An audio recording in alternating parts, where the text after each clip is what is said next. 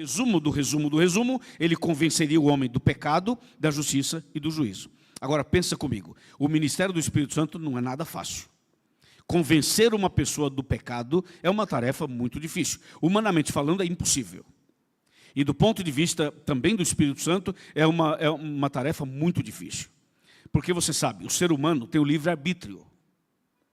E além do livre-arbítrio, nos últimos anos se desenvolveu uma ideia do relativismo, onde as pessoas têm uma cabeça e uma visão de que as coisas são relativas.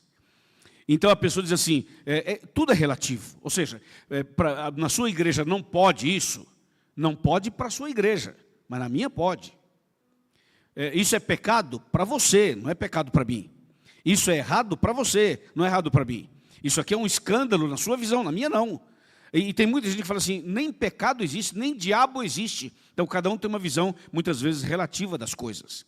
E as pessoas querem relativizar a Bíblia, a fé, a verdade, Deus e Jesus e o Espírito Santo. Então isso torna a missão do Espírito Santo ainda mais complexa, porque o trabalho dele é convencer uma pessoa do pecado.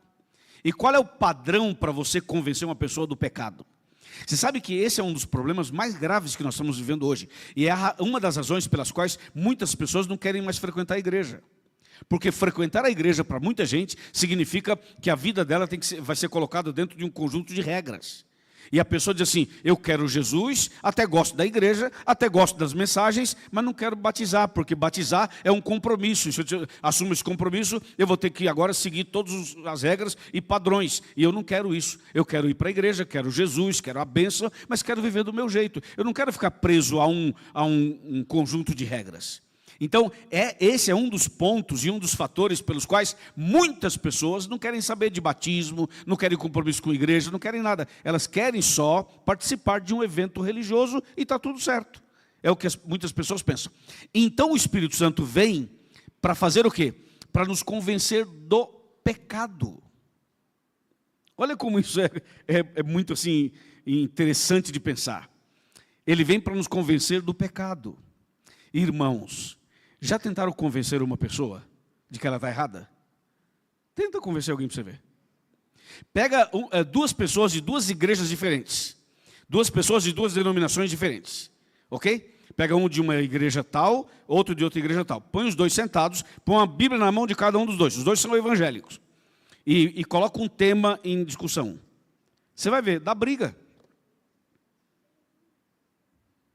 Quem vai convencer quem? É ou não é? Um fala assim, a minha está certa. Fala, não, a minha que está certa. Um diz, mas o certo é esse aqui. Outro fala, não, o certo é esse aqui. Então, é difícil convencer uma pessoa de que ela está errada. Já tentou convencer sua esposa de que ela está errada? Já tentou convencer seu marido de que ele está errado? Já tentou convencer o seu filho adolescente de que ele está errado? Tenta convencer seu filho, adolescente, pré-adolescente. Você vai ver se é fácil fazer isso. As pessoas não são fáceis assim de serem convencidas. E o Espírito Santo tem essa missão, entre outras coisas. Ele tem a missão de nos convencer do pecado, da justiça e do juízo. Então o que o profeta Amós está dizendo? O profeta Amós está dizendo assim, vai chegar um dia em que o ministério de Jesus, que é de intercessão, vai acabar. E o ministério do Espírito Santo, que é de nos convencer do pecado, também vai acabar. Olha o que... Gente do céu, vocês estão entendendo o que o profeta Amós está dizendo? Ele está dizendo que o ministério de Jesus, que é de intercessão, vai terminar. E o ministério do Espírito Santo, que é de nos convencer do pecado, da justiça e do juízo, também vai terminar. E quando terminar o ministério, esses ministérios, aí haverá fome e haverá sede. É isso que ele está dizendo. Bem, nós temos que entender esse assunto. E não será difícil de entender. E depois que entender, a gente já pode ir embora para casa. Olha isso aqui. Jesus hoje está lá no céu intercedendo por nós. E onde está o Espírito Santo hoje? Está aqui na terra. O Espírito Santo está aqui na terra. Jesus está no céu, sabia, né? No lugar santíssimo do santuário. E o Espírito Santo está aqui. Então há um trabalho em conjunto entre o céu e a terra. Vai chegar um dia, atenção pessoal do YouTube, de todos os canais conectados, vai chegar um dia em que Jesus lá no céu vai se levantar, vai levantar sua mão direita e vai dizer assim: está feito, acabou. Quando Jesus falar lá em cima, está feito, acabou, aqui na terra o Espírito Santo vai dizer assim: aqui também está feito, aqui também acabou. No mesmo dia em que Jesus terminar o seu ministério lá em cima, o Espírito Santo terminará o seu aqui embaixo. Então vai ser o dia do está feito, está consumado, terminou, acabou. Quando esse dia chegar, Jesus fala está feito e Jesus sai do santuário. Ele fala está feito e ele sai do santuário. O Espírito Santo aqui na terra fala assim: aqui também está feito, e o Espírito Santo também se retira. Esse se retirar significa que ele não vai agir mais. Quer ver? Abra uma Bíblia comigo no livro de Gênesis. Vamos para Gênesis. Gênesis capítulo de número 6. Gênesis capítulo de número 6. E vamos ler o versículo 3. Veja como esse versículo é esclarecedor. Gênesis 6, verso 3. É o primeiro livro da Bíblia, portanto é muito fácil de achar. E além disso temos a ajuda da nossa equipe de apoio, da web, que já colocou na tela, que diz assim: então disse o Senhor, o meu espírito, com E maiúsculo, não agirá para sempre no homem. Ouviu isso? O meu espírito não agirá, não trabalhará para sempre na vida do homem. Pois o homem é carnal, e os seus dias serão 120 anos. Então esse texto fala, o contexto dele é o dilúvio. Mas o texto está dizendo algo muito, muito profundo. Quando fala assim, o meu espírito, o Espírito Santo, não vai agir para sempre na vida do homem. O que ele está querendo dizer? Vai parar de agir. O Espírito Santo não vai agir para sempre. Vai agindo, trabalhando, até um certo ponto. Depois ele vai parar. E não é só o Espírito Santo, Jesus também. É isso que o profeta Amós está se referindo lá no capítulo 8. E quando esse dia chegar então, e Jesus falar está feito lá em cima, e sair do santuário, e o Espírito Santo falar está feito aqui embaixo, e terminar o seu trabalho, nesse dia, senhores, olhem para mim por favor, vai fechar a porta da graça.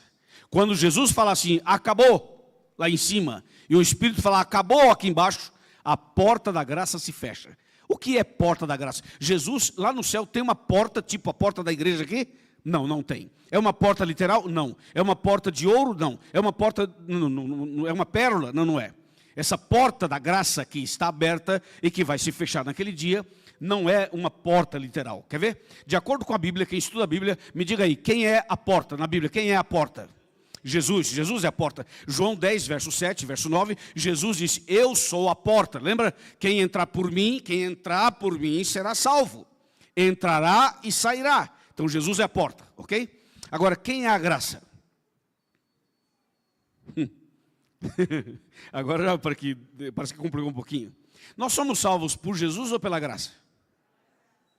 Ah, não é por Jesus, né? É pela graça. Quem morreu na cruz, foi Jesus ou foi a dona Graça? Então nós somos salvos por Jesus ou pela graça? Eu estou fazendo essa brincadeira com vocês, sabe por quê? Para mostrar que Jesus é a graça. Jesus é a graça de Deus. Amém? Quando você diz, nós somos salvos pela graça, você está dizendo assim, nós somos salvos por Jesus. É a mesma coisa. Jesus é a própria graça de Deus. Então vamos lá, quem é a porta? Não, vocês têm que me ajudar agora, por favor. Mais ânimo. Quem é a porta? Ok, ainda não está bom não, viu? Mas está perdoado. Quem é a graça? De novo. Quem é a porta? Quem é a graça? Quem é a graça? Quem é a graça? Quem é a graça? Quem é a porta? Quem é a porta? Agora eu quero ver quem é a porta da graça. Pronto. Então, porta da graça é Jesus. Jesus é a porta da graça. Ele é. Está bem? Pergunto, Jesus está onde agora? No céu. Em que lugar do céu? No santuário. Fazendo o que no santuário? Intercedendo por nós. Escuta isso de uma vez por todas, para nunca mais ter dúvida. Enquanto Jesus estiver no céu, no santuário celestial, no Santíssimo, intercedendo por nós, enquanto Ele estiver lá fazendo isso, significa que a porta da graça estará o quê? Quem é a porta? Fala, quem é a porta? Quem é a graça? E Jesus agora está ou não está intercedendo por nós? Então a porta da graça está o quê? Aberta. Quando é que essa porta vai se fechar? Quando Jesus terminar a sua intercessão. Porque Jesus é a porta da graça. Quando ele terminar a intercessão lá no céu, ele sai do santuário, fechou a porta, porque ele é a porta. Acabou a intercessão, entendeu ou não? Agora eu queria ver com vocês uma coisa muito séria. A porta da graça está aberta para todo mundo? Pensa no que você vai responder. A porta da graça está aberta para todo mundo? Para todos os seres humanos? Todos os seres humanos? Indistintamente? Ah, não, eu quero ver, vamos ver se é verdade. A porta da graça está aberta para os adventistas, e para os católicos, e para os pentecostais, e para os evangélicos tradicionais, e para os espíritas. Para os espíritas. A porta está aberta para os espíritas, e para os muçulmanos, e os budistas, e para os hindus, e para os budistas, e para os judeus, e para os agnósticos. A porta da graça está aberta para os ateus? Os ateus? Mas o cara é ateu. Ele é ateu. Ele não crê. A porta está aberta para o ateu? A porta da graça está aberta para os pastores? E para os evangelistas? Amém? E para os padres? Os padres, os sacerdotes católicos. A porta está aberta para os padres? E para os bispos? E para o Papa? Para o Papa? Para o Papa? Está aberta para ele? E para o pai de santo? E para a mãe de santo? E para o filho do santo? E para o cara que roubou seu carro? E para a pessoa que você não vai com a cara dela? Então a porta da graça está aberta para todo mundo? Todo mundo, então todo mundo pode ser salvo? Não, todo mundo pode ser salvo? Pode ou não pode? A porta está aberta para todos ou não está? Então todos podem ser salvos? Agora eu pergunto, todos serão salvos? Aí complicou. Como é que é esse negócio? A porta está aberta para todo mundo e nem todo mundo será salvo? Sabe por quê? Porque para ser salvo, não basta a porta da graça estar aberta. Tem que ter outra porta aberta. É a porta do coração. Se a porta da graça está aberta para todo mundo, mas nem todo mundo está com essa porta aqui aberta. Aí que está o X da questão. Entendeu? Pegou? É isso. Por isso que a gente fala assim, mas por que esse aqui aceita e o outro não aceita? Esse abriu a porta, o outro não abriu. Não se trata de preconceito. Esse é católico, esse é evangélico, esse é espírita, esse é budista, esse é ateu, esse é não sei o quê. Não é, a questão não é essa. A questão é, abriu o coração ou não abriu? Aceitou ou não aceitou? Entendeu? Se aceitar, será salvo. Se rejeitar, será destruído. Perderá a salvação. É muito fácil de entender. Agora vejam, o que Amós está dizendo? Que essa porta da graça, que esse pão que é Jesus, essa água que é o Espírito Santo, hoje estão disponíveis para nós. Mas isso não ficará disponível para sempre. Em algum momento isso vai acabar. A graça, a misericórdia, a chance de salvação vai ter um limite. E esse limite vai ser até o dia em que Jesus falar, está feito. E esse assunto de Amós, que passa pela porta da graça, que passa pela salvação, tem muito a ver com o dilúvio. Com o dilúvio. Você lembra da história do dilúvio, né? Já leram sobre o dilúvio, claro. Então, o dilúvio foi assim. Deus falou assim para Noé, Noé, faça uma arca. Aí Noé fez a arca. Deus falou assim, agora prega para todo mundo. Aí Noé pregou para todo mundo. Deus falou assim, agora convida as pessoas que querem, faça o apelo, faça o chega mais perto, para ver quem vai aceitar. Aí Noé foi lá e fez o apelo. Aí as pessoas em geral não aceitaram. E Noé falou, Senhor, e agora? Deus falou, então ninguém aceitou? Não. Então entra você e sua família. Sua família aceita? Aceita. Entra você e sua família. O que mais? Põe os animais também. Então entra Noé, a família e os animais, certo? Aí Deus fala assim, tudo certo, Noé? Tudo certo, Senhor. Então tá tudo bem aí dentro? Tá tudo bem. Então fecha a porta. Aí Noé está aqui dentro da arca, ele vai e fecha a porta por dentro, porque ele está dentro, fecha por dentro. Aí vem Deus e fecha por fora. Por que Deus fechou a porta por fora? Para que na hora do dilúvio, Noé não ficasse assim meio amolecido, meio mexido, e decidisse abrir a porta no meio do dilúvio. Então, Noé fecha por dentro e Deus fecha por fora. O que significa isso? Quem estava dentro não poderia sair. E quem estava fora não poderia entrar. Quer dizer, acabou a chance. Acabou a chance. E sabe o que vai acontecer nos últimos dias? A mesma coisa. Vamos para Apocalipse. Vamos abrir a Bíblia Apocalipse. Apocalipse capítulo 22. Nós estávamos em Gênesis. Agora vamos para o Apocalipse. Apocalipse capítulo 22, verso 11. Olha como esse verso é importantíssimo. 22, verso 11. A gente vai ler o 10 e o 11. Pessoal da técnica aí, vamos voltar um pouquinho, botar o 10 primeiro? Apocalipse 22, verso 10 e em seguida o verso 11. Tá? Atenção para a leitura de um texto importantíssimo. Diz o verso 10. Disse-me ainda, não seles as palavras da profecia desse livro, porque o tempo está o que mesmo? Próximo. Continue o injusto fazendo injustiça. Continue o imundo ainda sendo imundo. E o justo continue na prática da justiça. E o santo continue a quê? A santificar-se. Vamos conversar um pouco sobre esse assunto. Você já sabe, quando eu sento aqui, é a hora do chega mais perto. Veja só, irmãos. Esse texto de Apocalipse está dizendo que vai chegar um momento em que a pessoa não vai mais mudar de vida. Não vai mais se converter.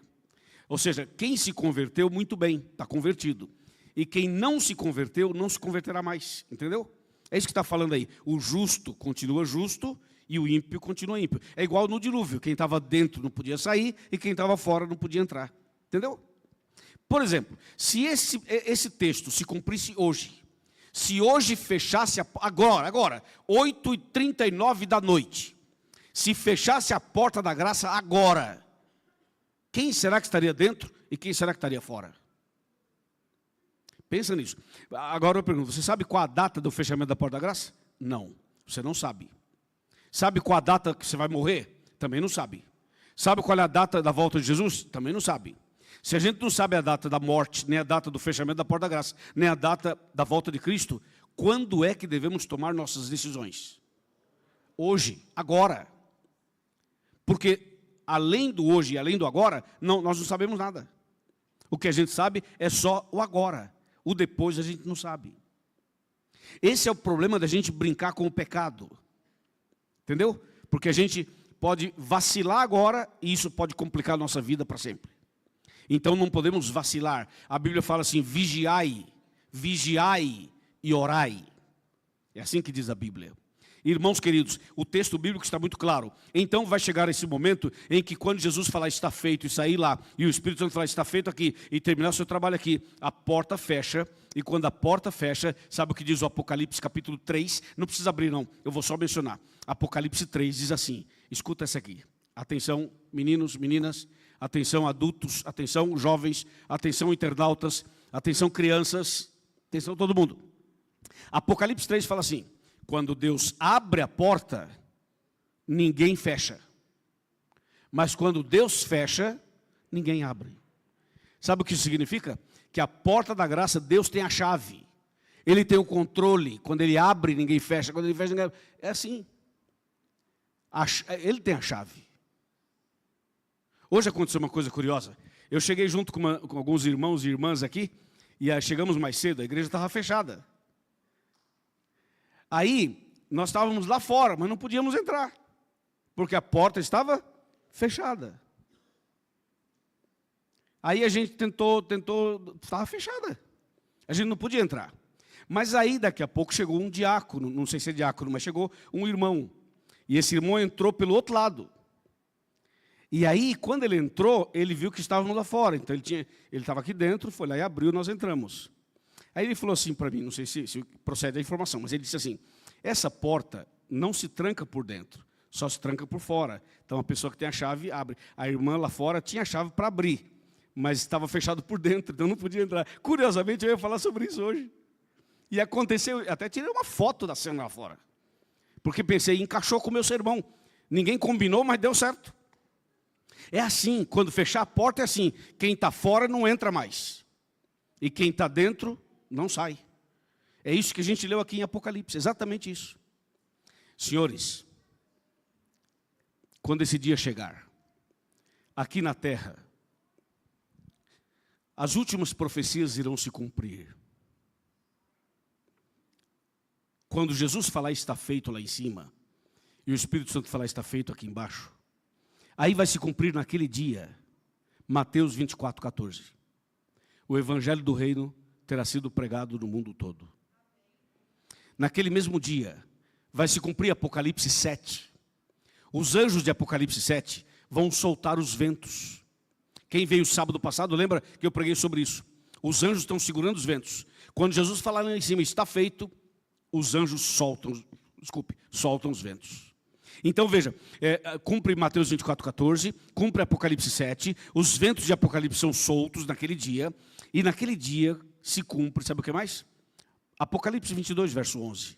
Se cumpre também naquele dia, Gênesis 6, verso 3. Se cumpre também naquele dia, Lucas capítulo 21. Se cumpre também naquele dia, Joel capítulo 2. Se cumpre naquele dia, algo mais que eu queria falar para vocês. Quando Jesus falar, está feito, que os anjos de Apocalipse 7 soltarem os ventos, então cairão sobre a terra as 7 últimas pragas de Apocalipse. As 7 últimas pragas, então se cumpre também Apocalipse 16. Ou seja, quando Jesus sair do santuário celestial, quando o Espírito Santo terminar seu trabalho aqui na terra, as profecias finais, elas se cumprirão 100% na íntegra. Naquele dia se cumpre tudo. E também naquele dia. Naquele dia haverá a última semana de evangelismo como essa. A última semana vai terminar naquele dia. A última semana de oração. A última programação que a igreja vai fazer, o último evento religioso que será feito, o último programa da TV Novo Tempo vai ao ar e não vai mais, a TV Novo Tempo vai fechar. Naquele dia vai ao ar a última live, ok pessoal? A última transmissão pelo YouTube, e a porta da graça vai se fechar e não haverá mais lives pelas redes sociais e nem mais programas de televisão. Quando Jesus falar está feito, se cumprem as profecias finais e fecha a TV Novo Tempo, fecham as lives, fecha a igreja, termina as pregações, terminam as semanas, terminam as mensagens. Então, a partir daquele dia, quando Jesus falar está feito, nós faremos o último sermão. Os pregadores farão seu último sermão e farão seu último apelo. E a última pessoa tomará sua última decisão. E vai ser feito o último batismo. O pastor Gessé vai entrar no batistério para batizar a última pessoa pela última vez. Tudo vai acontecer pela última vez. O fechamento da porta da graça, a fome e a sede mencionados por Amós, não passa somente pelo fechamento da porta, mas passa também por eventos aqui na terra. Essa igreja, atenção senhores, atenção, essa igreja aqui vai fechar. A igreja que você frequenta aqui na região vai fechar também. Todas as igrejas fecharão, os pregadores não pregarão mais, não haverá mais nenhum estudo bíblico, ok pessoal? Quem gosta de dar estudo bíblico, ninguém mais vai sair de casa em casa dando estudo bíblico, nem falando assim, aceita Jesus, tome sua decisão, batiza, não sei o que, não vai ter mais, vai terminar, tudo isso vai terminar. Quando Jesus falar está feito lá em cima, e o Espírito Santo falar está feito aqui embaixo, encerra, acaba, encerra tudo, não tem mais nada. O povo de Deus já vai sair das grandes cidades, já não vai estar mais nas grandes cidades, sabe? Não vai ter mais oportunidades de pregações. E aí, nesse dia, se cumpre Amós 8, 11 e 12, virá a fome e a sede. Por que fome? Porque Jesus, o pão da vida, não intercede mais. Por que sede? Porque o Espírito Santo, a água viva, já não atua mais, já não toca mais em nosso coração, já não mais converte as pessoas. Então, haverá fome e haverá sede, porque naquele dia, quando a porta fechar, vai acontecer um tempo de angústia. Já ouviram falar do tempo de angústia, não é? Tem mais de um tempo de angústia, mais de um. Mas um deles vai se cumprir naquele dia. Ou seja, as pessoas perdidas, elas vão sentir um vazio tão grande no coração, um desespero tão grande na alma, uma sensação estranha dentro delas. E porque Jesus não vai interceder mais, o Espírito não vai agir mais, não haverá mais igreja, nem pregação, nem louvores, nem oração, nem ninguém visitando para trazer uma palavra de paz, de amor, de conforto, de direcionamento e de salvação e de perdão. Não haverá mais nada disso. Então as pessoas vão sentir um vazio no coração. as pessoas perdidas, e Satanás vai tomar conta delas. Satanás vai apossar-se dessas pessoas, e elas vão entrar em desespero, em angústia de alma. E essa angústia é o que o Amós chama de fome e de sede. É um desespero, quando você tem fome e sede, e não tem o que comer, e não tem o que beber. Isso te dá angústia, te dá desespero. Pois bem, é isso que Amós está dizendo. Senhores, haverá fome e haverá sede em toda a face da terra. E as pessoas que não aceitaram Jesus, que não se entregaram, que não se batizaram, que não se converteram, que não tomaram suas decisões, elas vão tentar naquele dia buscar alguém. Onde tem alguém para orar por mim? Não tem mais ninguém. Onde que o Selmo está pregando? Não está pregando mais. E onde que o pastor Johnny está pregando? Não está pregando mais. E o colégio adventista tem capela? Não tem mais capela. E o pastor José? Não está pregando mais. E onde está o Luiz? Também não está pregando mais. E cadê fulano? Também não. E cadê cicrano? Também não. E alguém diz assim: ei, peraí, você quer uma oração? Quero. Você quer uma bênção? Quero. Tem um camarada pregando lá na Alemanha. Aí a pessoa vai pegar um avião aqui e vai lá. É o que diz Amós: irão de mar a mar, do norte até o oriente, correrão por toda parte, procurando a palavra do Senhor e não acharão. Porque vai chegar na Alemanha e não vai ter ninguém. Mentira, não tem mais ninguém. Alguém diz: não, na Alemanha não, mas tem um camarada pregando e orando lá na Times Square, em Nova York. A pessoa vai para Times Square, em Nova York, chega lá, mentira, não tem mais ninguém fazendo isso. Alguém diz: não, é em Brasília. Vem para Brasília. Mentira, não tem. É o que diz Amós: o desespero, a angústia, o vazio das pessoas. Elas irão de mar a mar, do norte ao oriente, correrão por toda parte, procurando a palavra do Senhor e não acharão. Esse procurarão a palavra do Senhor e não acharão, não significa que não vão achar uma Bíblia. As pessoas poderão achar uma Bíblia, e eu pessoalmente creio que as Bíblias não vão desaparecer, porque as Bíblias hoje são eletrônicas, elas são também físicas, elas estão nas nuvens, elas estão embaixo da terra. Hoje tem Bíblia em todo canto, e não é esse o foco de Amós.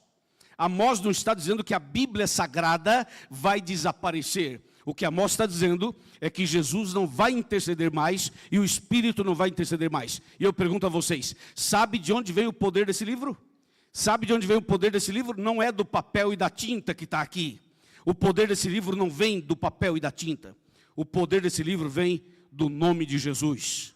Vem do nome do Espírito Santo, do sangue de Jesus. Amém, irmãos? É isso que dá poder para esse livro.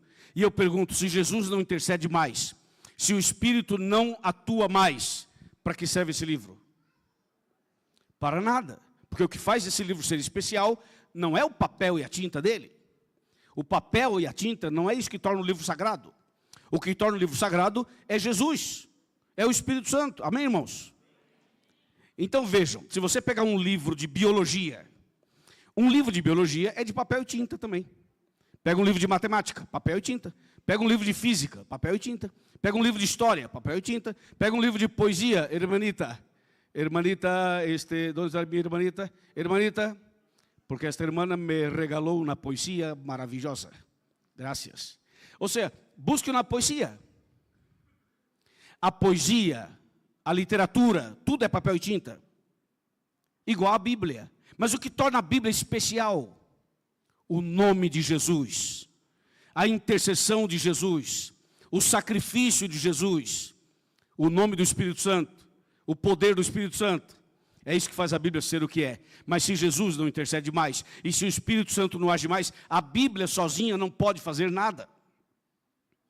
Por isso que diz: procurarão a palavra do Senhor de mar a mar, do norte até o oriente. Diz: e não acharão. Não acharão o quê? Não acharão paz. Não acharão o quê? Esperança. Não acharão perdão. Não acharão reconciliação. Não acharão nova vida. Não acharão. Não tem mais, acabou. Fechou a porta. É isso que o profeta Amós está dizendo. Senhores, nós estamos vivendo um tempo especial. E o tempo que estamos vivendo é um tempo chamado tempo da graça. Esse é o tempo da graça. A graça está disponível para todos, como a gente falou aquela hora. Eu falei várias religiões, vários líderes religiosos, só para mexer com a nossa cabeça, para que a gente pudesse entender que a graça está disponível para todos. Mas isso vai acabar. Hoje nós temos chances. Por que você acha que eu estou pregando essa semana inteira e sendo muito incisivo e insistente nos apelos? Já perceberam? Teve uma noite que a gente terminou aqui às 10 da noite, quando eu falei sobre o sacrifício de Cristo. Por que a gente prega e é tão incisivo, a gente insiste, persiste, apela, volta, apela de novo, e tem gente que fica desconfortável no banco, eu sei que fica. Alguns ficam desconfortáveis, falam assim, puxa, vai ficar apelando até que horas? Eu queria ficar apelando até você aceitar, né? Mas as pessoas não aceitam facilmente. Então, por que você acha que a gente faz isso? Acham vocês que eu ganho dinheiro para fazer mais apelos? Ou seja, eu faço mais apelos, ganho mais dinheiro. Batizo mais pessoas, eu ganho por cabeça. Não, não é assim, meus amigos. A igreja adventista não funciona dessa maneira, ok? Não é assim que funciona. Sabe por que eu prego, o pastor Gessé prega, o pastor Johnny prega, o pastor Leonardo prega, os pastores e anciãos e pregadores, e mulheres também, e jovens também. Sabe por que todo mundo prega e faz apelos? Para salvar as pessoas. Porque a porta da graça ainda está aberta. É por isso que a gente prega e faz apelos, porque a porta está aberta. A gente sabe que ela vai fechar. E nós temos que fazer apelos veementes. Se você soubesse que a casa do teu vizinho ia pegar fogo amanhã às 3 da tarde, o que você faria hoje? Você correria lá para avisá-los, sim ou não? Claro, se você soubesse que o apartamento, o prédio vizinho, amanhã ou depois vai cair, vai acontecer uma tragédia, o que você faria hoje? Avisaria as pessoas. Nós sabemos o que vai acontecer. Está escrito na Bíblia. Nós sabemos o que está prestes a suceder. O que temos que fazer? Avisar as pessoas. Mas as pessoas não entendem. Acham que estamos sendo intolerantes. Estamos sendo, assim, querendo fazer proselitismo. A gente só quer aumentar o número de membros de igreja. Estamos pensando... Para com isso, rapaz. Quem está vindo aqui está vendo, eu estou pregando olhando nos seus olhos. Nós queremos ir para o céu. Eu sou o primeiro a querer ir para o céu. Então, quando eu faço um apelo para você se batizar, pelo amor de Deus, aceita. Quando eu faço um apelo para você aceitar Jesus, pelo amor de Deus, aceita. Porque se você não aceitar hoje, quando você abrir os olhos, poderá ser tarde demais. A porta poderá estar fechada. E se isso acontecer, não vai dizer que você não sabia, tá bem? Não vai dizer que você não teve chance, viu? Não vai dizer que você não teve oportunidades, tá bem? Porque quem está me ouvindo essa noite está tendo as chances todas, as oportunidades todas. Então, se você ouve a voz de Deus hoje, não endureça o seu coração. Não endureça o seu coração. Eu estou falando com você, meu irmão. Eu estou falando com você, minha irmã. Eu estou falando com você, internauta. Não endureça o seu coração. Abra o seu coração. Se entregue a Jesus. E você será uma nova criatura. Você será uma pessoa cheia da graça de Deus. E um dia vai estar no reino dos céus para sempre. Vamos agora ler mais um texto. E vai ser o último texto dessa noite. Vamos abrir a Bíblia em Mateus, Evangelho de Mateus, no capítulo 5. Evangelho de Mateus, capítulo 5, versículo de número 6. Mateus, capítulo 5, verso 6. É o último texto dessa noite. Mateus é o primeiro livro do Novo Testamento, fácil de achar, mas a nossa equipe sempre dá um jeitinho de colocar na tela. Mateus 5, verso 6. Diz assim: Bem-aventurados os que têm fome e sede de justiça, porque serão fartos.